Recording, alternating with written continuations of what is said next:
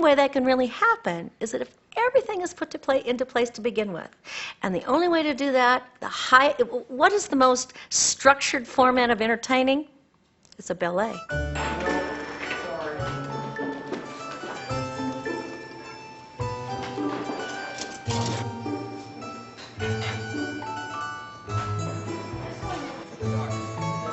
It's disciplined, it's graceful, there's a ritual that has taken place in the beginning of time. It's a minimum of 24 inches from the center of one plate to the center of the next plate. The ribbon itself is exactly 1 inch wide, so we tape it to each end. We obviously get it centered in the table. We tape it to each end, tape it about 1 inch from the edge of the table. We line the silverware up against that so that now all the table and the plate, so now everything is exactly 1 inch off the edge of the table, and all the plates are perfectly centered going down the table. Like this one?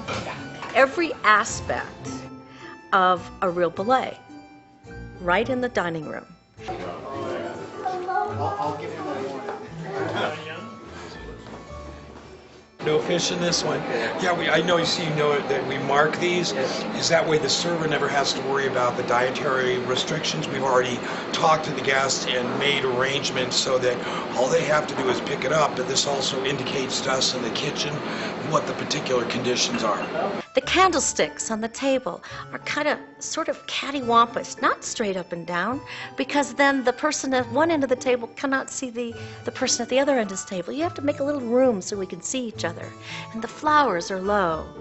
And we measure where the glasses are and the crystal.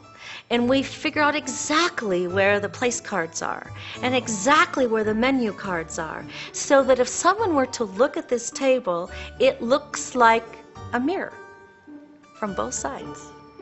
And then we carry it out from there, and the servers themselves in the ballet begin to mirror each other in perfect unison behind each guest, so that what is experienced is a flawless, graceful, beautifully felt, heartfelt serving. And all we have to do is sit there and receive. The formal dinner, as a part of your overall curriculum, I always call this the art form, because it allows you to bring all of your creative, analytical, planning, organization, teamwork, artistic endeavors all together in one place at one time. Even you being as you would say, the producer of the show, and me being the director, was that when people are in conversation and you wanted the next course to come along, you can't really cut them off by letting the service. So the service has to maybe just stand still for a moment, and that's why the host and the household manager have to work together. They have to know each other all the time. You are repeating in history rites or rituals that have been taking place since the beginning of time. I feel like we're like pioneers, bringing like a lost art and bringing life to it. And if we don't carry on with this and bring life to this art, then it'll get forgot in future generations. Who's going to understand what etiquette is? Who's going to understand what service at a high level is? If we don't keep doing it and passing it on to the next generation, that's what I feel like a pioneer in the field.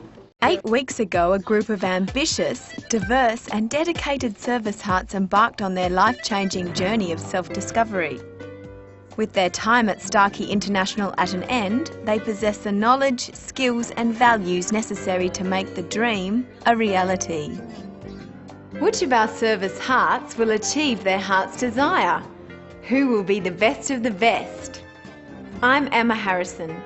Thanks for watching Butler Bootcamp.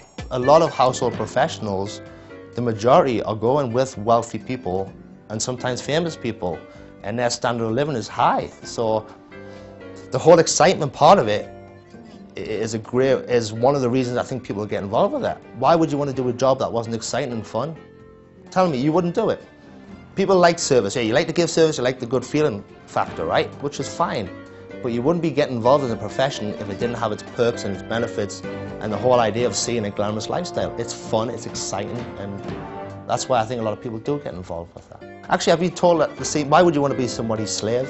That's what someone told me, one of my friends. Why would you want to be someone's slave? And I turned around and I said, okay, if the term slave means somebody's driving a Mercedes, lives in a 3-bedroom house, travels around the world, dresses in designer clothes, and provides service to someone to make their life more exceptional, then guess what? I must be a slave. My job is so hard. I don't know. They don't pay me enough for this.